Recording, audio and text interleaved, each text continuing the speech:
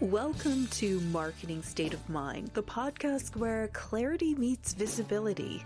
I'm Lynn, strategist and systems whisperer, here to unpack the mindset behind your marketing moves. Whether you're launching, scaling, or starting over, let's find the choices that actually feel like you. Welcome back to A Marketing State of Mind, and today I'm joined by someone who embodies action over hesitation. Drewbie Wilson is a coach, speaker, and VP at Break Free Academy, known for his no-nonsense mantra, called the damn leads, which I adore. Even though it scares me, we're diving into what it takes to simplify, to take action, and build a brand that doesn't just exist, but it moves with you. So welcome to the show. Thank you for having me. I'm so grateful to be here. One small correction, was VP at Break Free Academy. I ended up leaving there a little bit about 2 years ago. So apparently I got to update my bio somewhere. It's in, one of those things. But all the same, we're here. I'm excited. It was a big part of my journey. And so we're going to have some fun today. Oh, you know what? That's so funny because I double checked that fact because I was worried about it. I'm like, VP. Okay, so I just want to make sure I get that title correct. And I did check it. It is. I'll have to go and look and figure out where it's, the internet has like 96 different places where we store information. And so I'm sure it's on me, but I appreciate the call out because it's a good reminder as marketing is. Sometimes we got to go back and we got to fix our messaging so that we're having the right conversation at the right time. Exactly. And which brings us to kind of my first question is to tell us about you and your story and how you got to where you are now and where you legitimately are, since I have the bio information wrong. So tell us all about you. Absolutely. So my name is Drewbie Wilson. I'm a husband, father, podcast host, author, multiple best-selling titles. I've spoken on stages all across the country. I also tattooed Meme Lord across my knuckles because I'm somewhat of a degenerate, and also I love being me.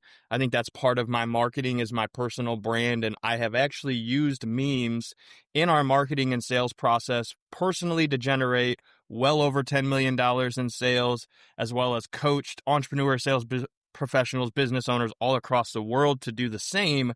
And I won't take credit for what they've done, but I know the number of sales used is like into the hundreds of millions at this point. And so, I'm just a regular Joe. I came up in the world selling anything and everything I could get my hands on. As I got older, realized, hey, listen, I don't want to end up dead or in prison. I got a beautiful wife, beautiful young son. Let me get into the more legitimate side of sales. So I've sold tobacco, furniture. I was in a couple different retail situations. That led me to insurance, which is really where I cut my teeth and kind of developed the Call the Damn Leads branding way before it became what it is. That led me to consulting, working in a SaaS startup that was part of the Break Free Academy team. And, honestly, these days I am all the way in on Call the Damn Leads. Had an opportunity about 18 months ago to step into this full time, started traveling in a fifth wheel RV with the family, kind of living that true nomad entrepreneur lifestyle. And that's a big part of our marketing and branding, is showing others how to create their version of success. Because it's a perspective, right? Everyone's is a little bit different. We may have some similarities. We may want some of the same things, but at the end of the day, you are you and you want to create what's right for you. And so I'm a big believer that that's possible, so long as you're willing to call the damn leads, so long as you're willing to do the work, and ultimately as long as you're willing to be yourself. No, I totally get it. And even before this podcast started, I referenced, I love Call the Damn Leads. I love that as a call line. I love that as all the things to embody, to take action. And equally said, because I'm an introvert, it's super scary. And I love that you kind of called yourself out and saying that, people need to kind of find their own path and their own way of calling the damn leads, however that's going to be. So when you're looking at that as a mindset, what do people kind of need to think of when they are looking at their own lives? How do they find their own call the damn leads action? Ooh, so it's kind of a deep question. We'll do a brief overview, but essentially to me, the number one thing behind call to damn leads, the mindset is just really doing the work.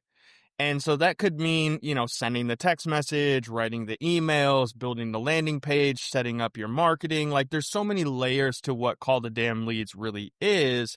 But at the end of the day, I think the way that you find your version of it is it starts with, what is your time worth? Where are you spending it? Are you doing things that's actually generating a return on that investment? And not just financially, but spiritually, in your family life, in your personal life, in your mental wellness, because there's so many layers to what that is. But time, energy, and effort are the only things you can't get back. You can't win in a poker tournament. No one gets a box of it on Christmas morning or for their birthday as a gift. Like literally those are our finite resources. And so I think it all starts with realizing that once you start investing your time in the best way possible, that's when you start achieving the things that you're looking for in life. But it all comes back to intentionality. Okay.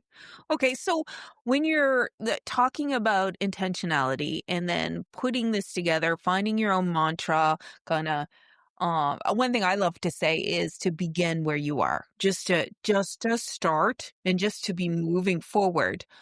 What is your position on consistency versus creativity versus bandwidth? Because this is a question I get asked a lot where people are like, do I need to post every day? Do I need to update my website? How consistent do I need to be? How creative do I need to be? How much bandwidth do they have left over? And my positioning, and you totally disagree with me, is always do what you can now, work with your bandwidth, and it will grow and shrink. It's elastic. But just to be like automaton of posting every day doesn't make sense if you don't have anything to say. So I'll throw it back to you. Consistency, creativity, and bandwidth, and your take on it. I love it. So consistency is the ultimate key to achieving anything.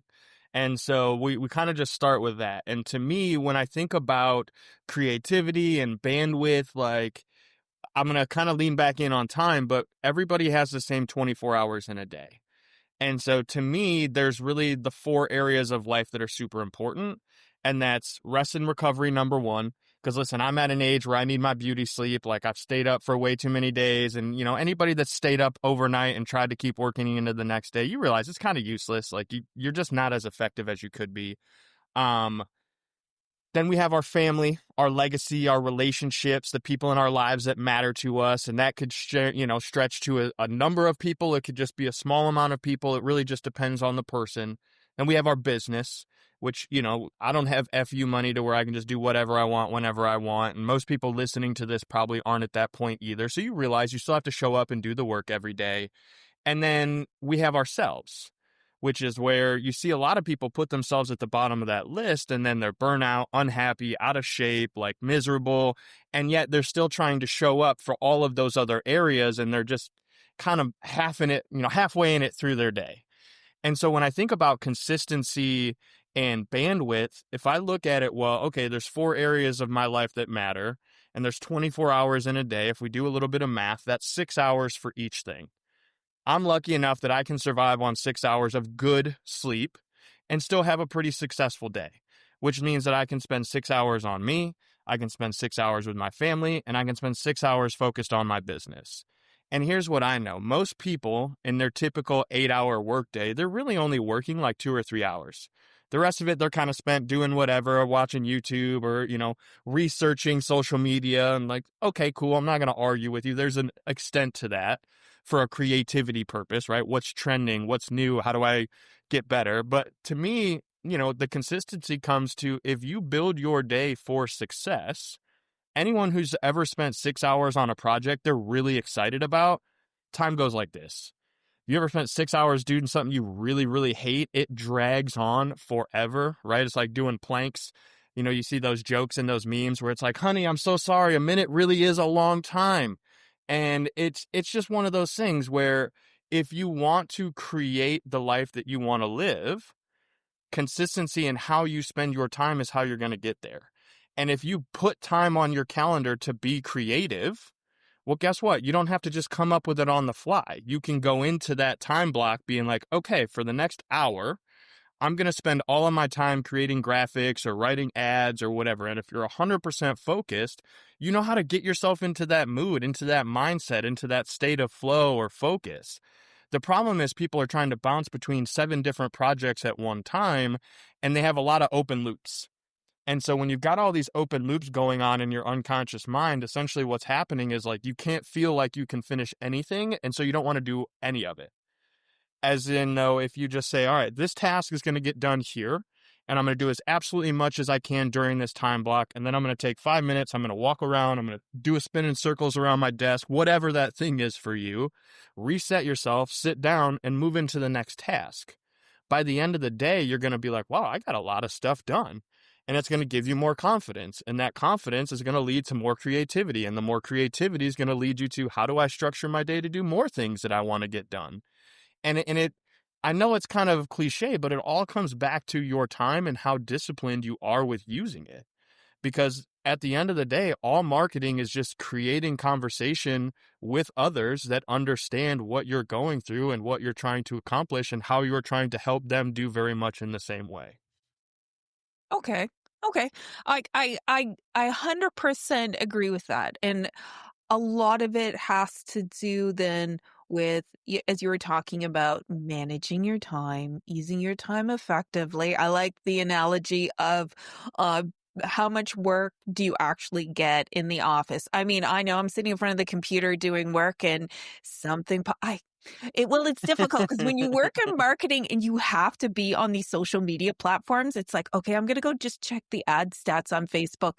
And then it's like, 20 minutes later, dang it sucked me in. What was I even here for? So, so that as part of discipline, and that's one thing that if from what I've read about what you're doing is you really embrace discipline, and even just looking at your time blocks in your day, that takes discipline. So what was the turning point that allowed you to kind of embrace discipline as the superpower? What was it that made you go, I can use this better? So I wouldn't say there's just one. There's several along the way that have continued to like reinforce this idea. One of the big ones was when I was selling insurance. I was one of the top sales guys in my market, doing very, very well from the outside, right? Winning all the awards, all the other agencies would call us and have us talk to them about what we were doing. And I was only making like $30,000 or $40,000 a year. And so I was like, I don't understand. All these other people online are making 6 figures, 7 figures, and like, what am I doing wrong? And so I kind of learned like, all right, well, I'm a sales guy, and if I had more leads, I'd make more money because I'd make more sales. And so I was like, well, let me go online and learn marketing and learn how to get my own leads. It kind of makes sense, right? It's just a math problem. So I got into the online social media and Facebook groups and was like learning this marketing stuff and started building a landing page and running Facebook ads. And then in one of the groups that I was a part of, one of the ladies that was in the same group using the same software I was using, she reached out to me via Facebook Messenger. And she's like, hey, I see that you're having some success with this platform. You got a shout out from the owner of the company in his group. And so like clearly you're doing something well. How much for an hour of your time to hop on a call and help me do this? And I was like, what a humbling question. And, I'm in my mind trying to run the math on like, all right, well, I work 40 hours a week, and then, I have a base salary, and then if I was in a regular job, I'd get time and a half for working on a weekend or whatever, and I'm like just doing this quick math, and she's on the other side just waiting like, cue the Jeopardy music, and, and I'm like, well, Nancy, how about $50? And she's like, well, I was going to give you 75. And I'm like, yeah, that sounds great. Let's do that. And so, I set up the time with her. I hop on the call. We do the consultation. And like, it's like this conversation, right? We're just vibing. We're talking about things that are working, some of the strategies. Get off the call. She Venmos me $75. And I just looked at it and went, how do I do this every day? Like 2-3 times a day. And then I wouldn't have to sell insurance, nor would I be struggling as much as we are. And it's not that we were struggling bad, but like, when you're making $30,000, $40,000 a year, that's not a lot of money. To some people it might be, but at the time I was just married, had a brand new baby, had just bought a house. Like that money was Yeah. flying out just as fast as it was coming in. And so that conversation really made me kind of think about like, if time, energy, and effort are the only things I can't get back, I have two choices on how I'm going to make more. I can either work twice as much, which I definitely don't want to do, or I can improve my skill set and my mindset and my belief of my own personal worth so that every hour that I invest into something is worth more to the marketplace. And so it was just this big shift around like you, me, are so much more skilled than you give yourself credit for, but you have to also be intentional and focused with that time, energy, and effort in order to be able to achieve the result that you're capable of. So it's kind of like a convoluted way of explaining it, but it was just that realization of like, wow, dude, you're way better than you thought. Give yourself a little credit, believe in who you are and what you can do, and go tell the marketplace about it. No, and that makes sense. It's kind of like being seen and your value recognized, and then you looking back at that mirror reflection going, my time has value and it's above what I'm doing with insurance. And I have a unique skill set and I can use this to help other people, which to me, I think everybody has their own turning point and everybody's journeys are different, but that is a common one, being recognized and being understood for what you do. So when you kind of reach that point and you're like, things are going to change, like you see it, you would have seen kind of the sun on the horizon maybe. What what helped you not lose momentum? Like everybody can have an epiphany, but sometimes it's like, you know what I should do? Swirl. Or you know what I should do? That's too hard. Or you know what I should do? Oh, nobody's gonna like it. So what helped you move from that epiphany of I have more value than I even thought I did to I'm going to do something and I'm going to, like we talked about before, I'm going to lean into that consistency and maximize my bandwidth and look into the creative things that I can do. So I think, from that specific situation, it made me realize like, okay, if I can do it, who else is doing it and who else is doing it on a higher level? And like, what are they doing in their life that's allowing them to continue to do that thing? And so I actually read a book. It's called Steal Like an Artist. The author is Austin Kleon, Kleon. I think I've And heard of that book. I think I've it's heard of it's it. a fantastic read, very short. The too long didn't read version is essentially that there's really nothing new in the world. Anything that's ever been done is an amalgamation of things that were already done before it. And so the quote that I really took away was good artists create and great artists steal. And I was like, that's interesting. But what I really learned from that is that the best artists aren't trying to be the next Leonardo da Vinci. They're not trying to be the next Picasso. Because if you're always chasing someone who is like at the peak of the game, you're also always waiting for them to do the next thing so that you can learn what to do next. Versus if you look at a couple of different people and you're like, well, I like what they got here, and I like a little bit of this, and I like a little of this, and some of this is cool, but not very much of it. So like just a little tiny bit of this, and you start taking in what works for you and then using it, you start to become your own version, your own like stylistic creativity, your own marketing message. And that goes in every area of life, right? There may be somebody who's very, very successful in business, but they have a terrible family life. Or you might have someone that's very, very great with their family, but they're always struggling. They're living paycheck to paycheck. And then you might have someone that's like super spiritual, but you don't always want to be like that publicly spiritual about it, right? Like you find the people who are where you kind of want to be, and then you just take the best of that and you use it for you. It's like we were saying earlier, success is a perspective. What works for me may not work for everyone. But there may be a few little pieces or nuggets that you can take away and go, hey, even though I don't want that guy's life, there are some things that he's doing that I think I could probably do that would help me improve mine. And that's ultimately what all of this is all about. I think, when you're creating your marketing, it's helping people realize where are they now? Where could they potentially be? and what are the steps they're going to take to get there without giving away the whole secret recipe, right? But I'm still a believer that you can literally give the recipe, the ingredients, everything and out everything they need to be successful, and 99% of the world is just not going to do it. At a I'm certain the point, a same lot of way. people just want to just, hey, I'm going to pay you to do this for me, right? That's why we go to restaurants. Could we make a fancy veal parmesan? Yeah, probably. But the odds of me growing a veal and doing like, nah, I'll just pay someone else to do it because I don't want to do that. And that's what I love about entrepreneurship is that you can find a niche where you're doing something for someone that they know needs to be done, and you can tell everyone exactly how to do it, and there's still going to be a large majority of the people that are just going to pay you to do it for them.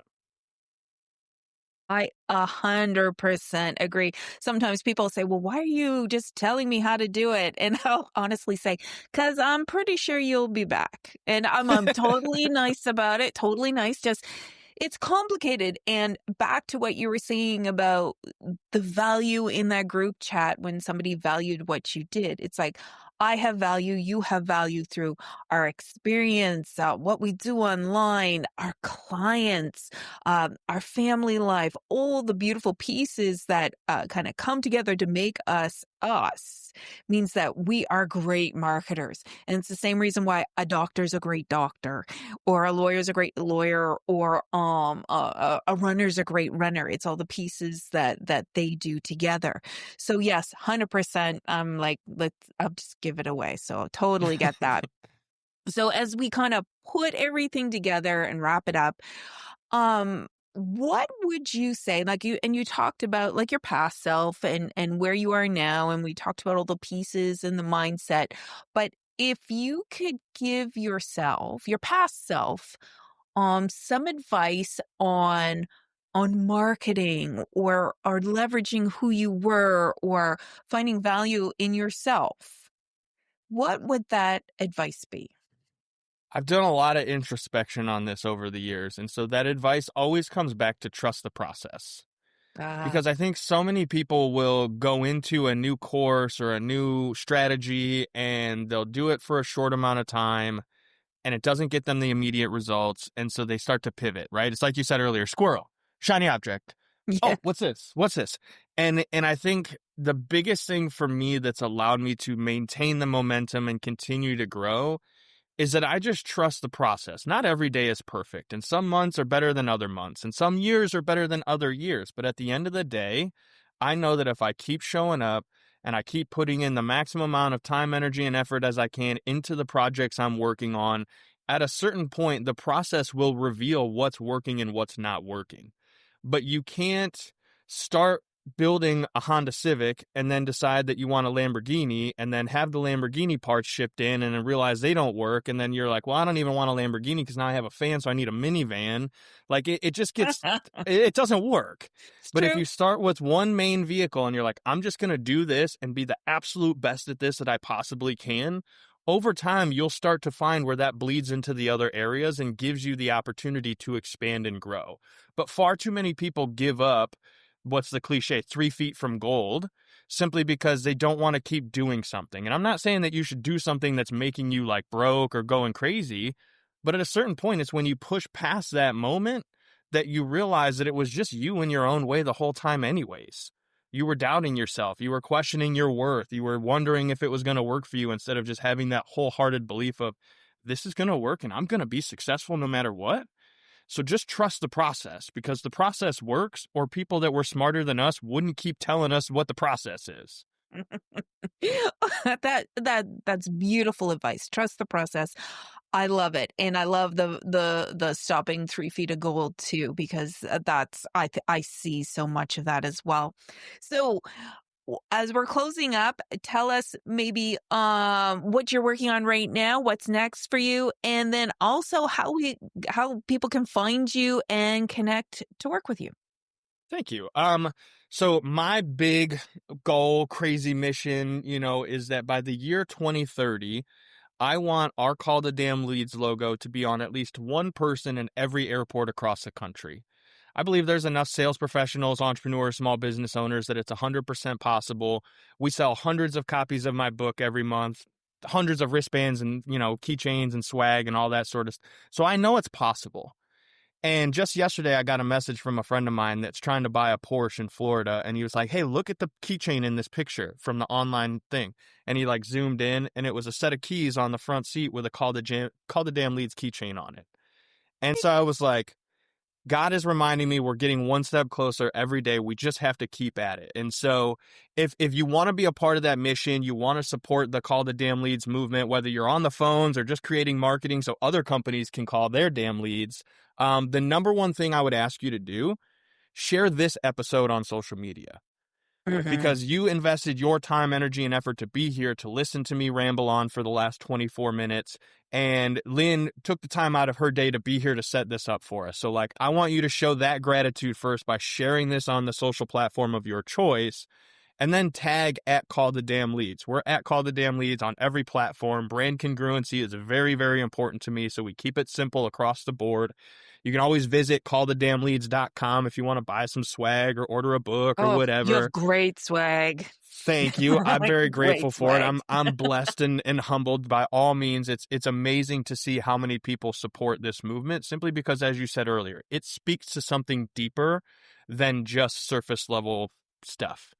Everyone knows there's something they should be doing. For a lot of sales professionals, entrepreneurs, small business owners, even marketers, you got leads, you got to call the damn things, whether you feel like it or not.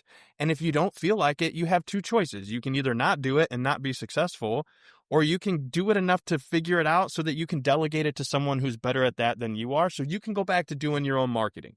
Like, there's no ifs, ands, or buts about it. This is something that everyone has to do in some capacity. And so if you like the show, you like it, make sure you leave some comments, reach out to Lynn, tell her, reach out to me, tell me. But more than anything, trust the process, call the damn leads, and believe in yourself, because you're capable of far more than you realize.